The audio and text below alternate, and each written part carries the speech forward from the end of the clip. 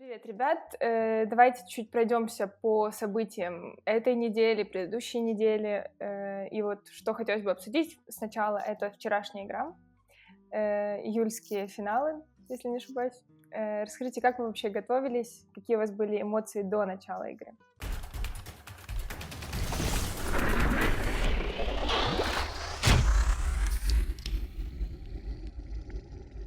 Ну, мы целую неделю готовились, играя по 3-4 скрима. Даже некоторые дни, вот, например, на понедельник выпало, что мы играли 4, по-моему, скрима и турнир. И мы, получается, ну, чисто по своим ощущениям, я вообще к тому дню даже не устал. Мы играли всю неделю, много играли очень, тренировались. Каждый из нас одинаково тренировался, никто не пропускал скримы, и мы рассчитывали, что сможем дойти до финалов и, возможно, выиграть их. Мы все отдавали себя полностью. Вы заранее знали, что будете играть с Repli Totem или Reply, как сейчас правильно говорить? Да, за 3 недели до матча нам скинули сетку, и там у нас попались реплей Тоттем, потом СК, потом Драйв. Вы готовились конкретно к Reply или просто типа готовились в целом к турниру? Мы ко всем соперникам были готовы. К сожалению, для нас турнир закончился в первом матче. Вообще было запланировано, что Петя будет играть и во втором, и в третьем матче, а в первом матче мы будем играть только втроем, вот таким вот Вы стаком. заранее, да, договорились, что ММА первый матч пропускает, да? Да, и тренировали именно те карты, которые у каждого в своем матче. Играли таким стаком. Ну, к сожалению, Петя вот играл неделю и по итогу вообще не сыграл на турнире. Но ты это время опять смотрел, да, следил, как ребята играют? Да, конечно, мы вместе там И был на сидели. связи. Ну, да, и как-то пытались друг другу в поддержку помогать, даже если не играли. И момент такой, что когда сетку увидели, ну, сразу радость была полной штаны, потому что стало понятно, что наша сетка — это вот сетка, ну, так, не группа смерти, потому что мы же там не круговую, не на вылет играем в формате, а просто понимал, что вот, скорее всего, нижний фаворит, потому что верхний трап есть очень хорошая команда, но все-таки остальные команды там, они хорошие, но не прям самые жесткие были в Европе. Мгм. А если говорить о Reply, последний раз вы с ними играли, против них, точнее, играли на Queza Cup, и вы тогда выиграли. Что-то поменялось в их подготовке, в их заготовках в этом турнире? Ну, у них там чел был в перелете на этот ивент в Швеции, и он играть не смог. Их основной игрок, который их керрит, это Айдар Джокер. Они играли замены, и там, в принципе, не столь сложно было победить. Но мы их еще встречали в небольшом турнире за пинчик, типа специальный пин, который можно получить только выиграв турнир.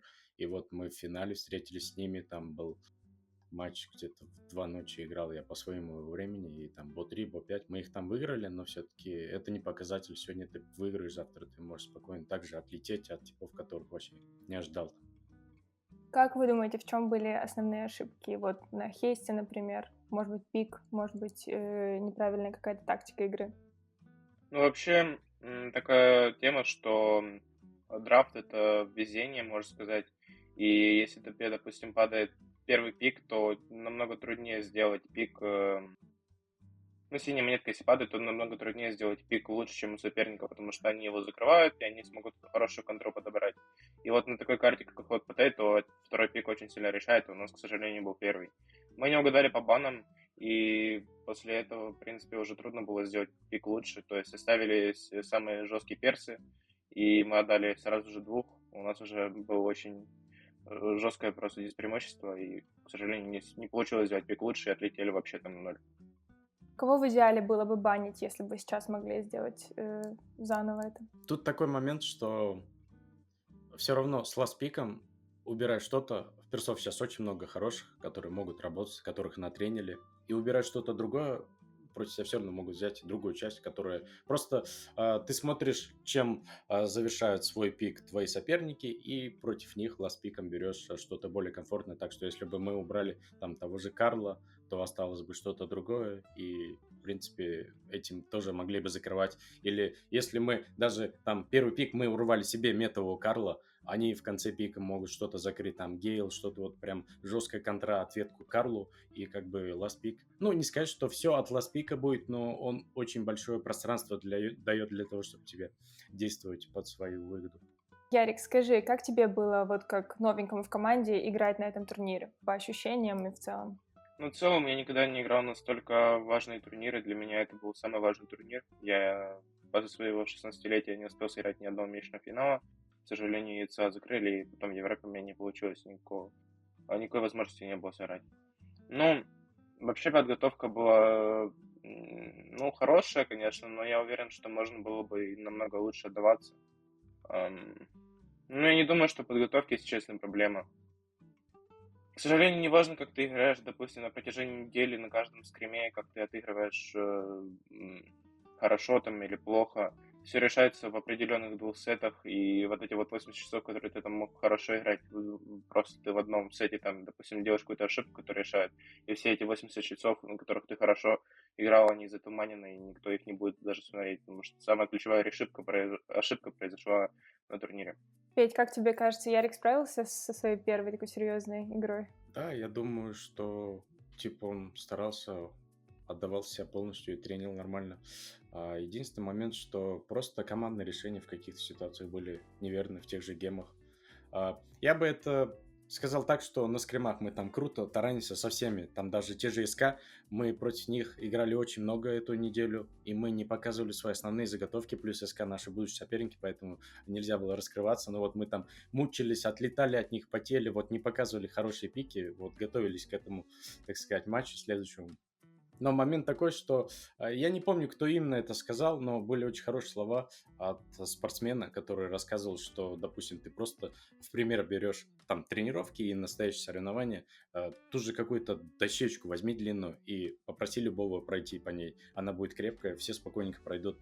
Поставь две лестницы, поставь сверху эту дощечку, попроси тех же людей пройти, и они уже будут нервничать, сомневаться, волноваться, потому что вот то же самое, вот эти лестницы, это и есть давление в турнирах, то, что ты в скримах показываешь, вот из-за этих лестниц где-то может не пойти и не зайти. Вот я думаю, что это ключевое, то, что было на нас. Но в любом случае мы отобрались и в топ-8 залетели. Это уже большая была победа, но все-таки хотелось больше. То есть дальше у вас хватает баллов, чтобы дальше соревноваться за место в чемпионате мира, правильно? Угу. Получается, сейчас X2 поинта, они люто решают, если мы впервые здесь на месячном финале, на месячном отборе сразу залетели в финал. И того мы получили, не считая того, что в отборе там нам накинули за каждую победку в матче там по копеечке, мы здесь получили 70 поинтов, и мы уже топ-8. Нам не хватает до топ-7 2 поинта. Вот, кстати, это типы, которых мы выиграли, были топ-4, они за один месячный финал с X2 поинтами уже стали топ-7. То есть здесь один месячный финал может просто так, ну вот залетишь до финала, там покажешь себя, и там пару матчей выиграешь, ты можешь сразу залететь с этими X2 чуть ли не до топ-4. А Ну, сколько то есть мы еще уже месячных почти финалов топ-7. впереди? Три отбора и 3 финала. И сколько проходит тогда на чемпионат, получается? 6 команд. 6 команд. То есть вам еще нужно постараться подготовиться. То есть, да, нам не хватило 2 поинта, чтобы стать топ-7, и там уже один шажок до Да, топ-6. да, да. Но много будет зависеть от того, кто отберется, кто не будет отбираться, кто как дальше пройдет. То есть, все самое интересное еще впереди. А как думаешь, повлияло ли вот последнее обновление тоже на то, как вы играли? Баланс вот этот. Ну, можно Ярика спросить, что он думает, я думаю. Ну, на самом деле, я думаю, что мы к этому приспособились так же, как и другие команды. Просто, как я сказал, все решается в определенных двух картах, там, за 10 минут.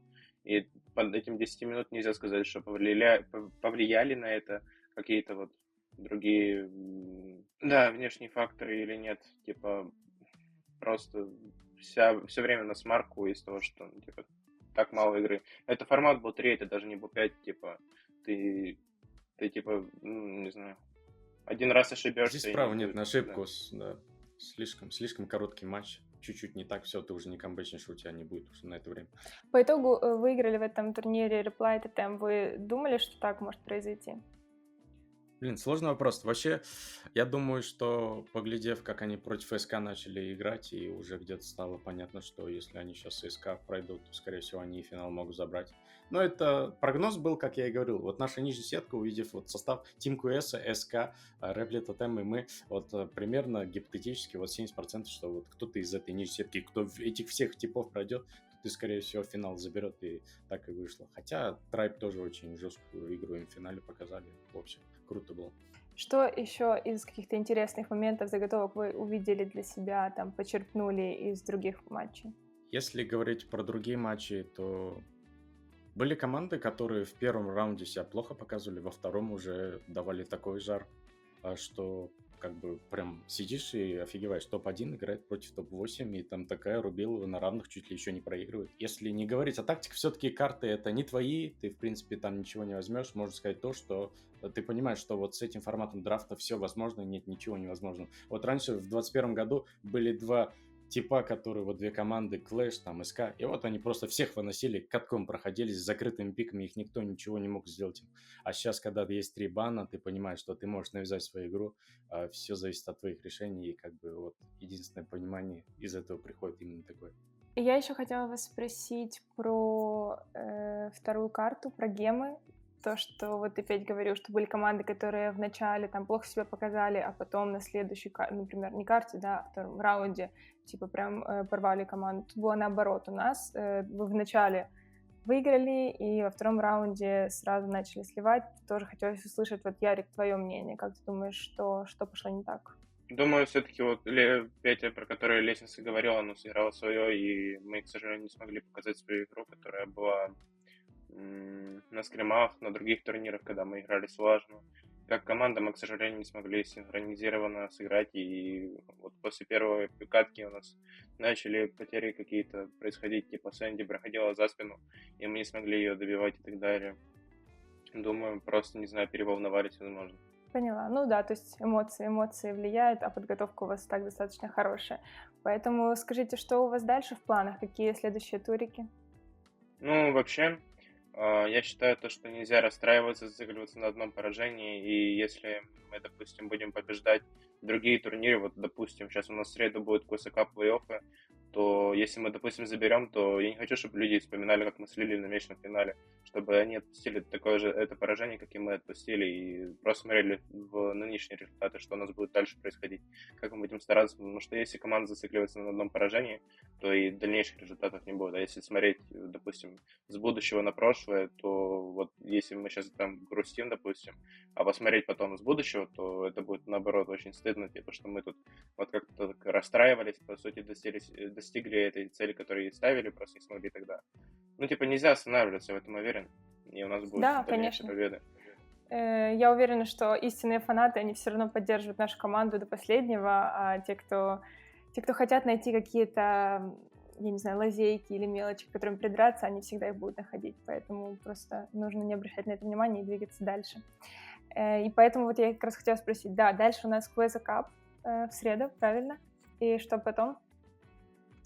Потом отборы на месячный финал новый в эти выходные. Там буквально вот на этой неделе в конце выходных, то есть 13-16, тут даже на передышку нет момента дальше. Планируете дальше также вперед. скримы каждый день, да? Да, никакого Без отдыха. отдыха. Да. Угу. Хорошо. Еще из интересного. Вот насчет обновления, да, которое вышло какого числа, напомните? Честно говоря, уже не помню, но что-то буквально неделю назад. Да, вот хотела узнать, насколько оно вам понравилось. Обнова прикольная, баланс не сказал бы, что супер большой был. Пару персов чуть усилили, чуть ослабили. Вот кто-то из них, Карл, из нашего тир-листа самого дна взлетел до небес, и стали его везде пикать, и глобал, и везде. И просто буквально чуть-чуть ему ускорили его атаку. А так, в целом, много скинов завезли. Режимы лично мне, прикольные, но так, чисто поиграть ничего прям не фанатею, как тот же режим дуэли вышли. Прям вообще был кайф, прям каждый день там рубился. А так, чисто по фану поиграть. Скины крутые. Я думаю, что ждем чего-нибудь глобальненького. Вот это так мой краткий обзор. Да, и то, что я еще тоже считаю важным сейчас вспомнить, это то, что мы, конечно же, умеем признавать свои ошибки, и из-за технических проблем, вот ты сказал, тир-лист у нас вышел чуть-чуть позже, и он уже не актуальный. Можем сейчас быстренько обсудить его и вот понять, какие игроки все-таки, точнее, какие бравлеры у нас теперь топ вместо тех, которых мы выбрали. Какие вот основные изменения вы видите по этому тир-листу сейчас? Я вижу сразу же самое явное первое изменение, это то, что Луна стоял в Б, а должен стоять в С. Ну, еще я вижу то, что... Ну, это То, что... есть. То, что Карл, он стоит у нас на дне. Сейчас скажу. Вообще На в... D. Да, да, Это да. что? В D, да. ДД. А поднялся вообще на S. Ну и Пенни тоже очень хорошо взлетела. Тоже, можно сказать, что S-персонаж снизу. Ну, как-то так. А есть кто-то, кого Еще, понерфили и поставили на D? ну, я думаю, что не прям так сильно, но даже Эва, я думаю, она, по моему мнению, с S как минимум на А уходит, потому что у нее Старку доработали, теперь берут другое, у нее нету бесконечного спама ее букашек, каждую тычку попадаешь и вылетает. И теперь ее стали реже брать из-за этого. И, ну, Байрон все равно остается хорошим, хотя можно сказать, что, может быть, он тоже на S сходит после баланса, то есть на одну ступеньку вниз. Я его вижу, но что-то не так часто, потому что там сейчас ПКД Бонни, Карл, вот эти персы берут, и раньше Байрон куда чаще ходил, ну, типа вот такое наблюдение. Ну да, как по мне, кажется тоже, что Ева должна на буковку Б падать, а Сэнди тоже должна падать на буковку Б. Ну, типа, занерфили некоторых персонажей, которые, ну, поменяли свое положение в мете. Но вот, например, вчера на Сэнди Джокера две команды сразу выкинул с месячного финала. И поэтому нельзя говорить, что Сэнди, типа, недостойна сейчас меты. Недостойная мета, точнее. Все зависит от того, как ты реализуешь. Да, хорошо. В принципе, на этом все. Спасибо вам большое за такие комментарии. Желаю вам удачи в дальнейших турнирах. Спасибо Да. большое. И есть ласт комментарий, это то, что, в принципе, я бы сказал, ну, буквально 1-2 перса затронул тир-лист, а то там было куча спама, что это Вообще не вообще актуально. прям все не актуально. Тут изменений буквально на 2 перса и все. Вот мы как раз Это этот, да, актуальность обновили, так что я думаю, теперь претензий быть точно не должно. Да. Все, спасибо вам. И да, и увидимся в следующем ролике. Да, всем пока. Всем Да, спасибо, всем всем пока. пока.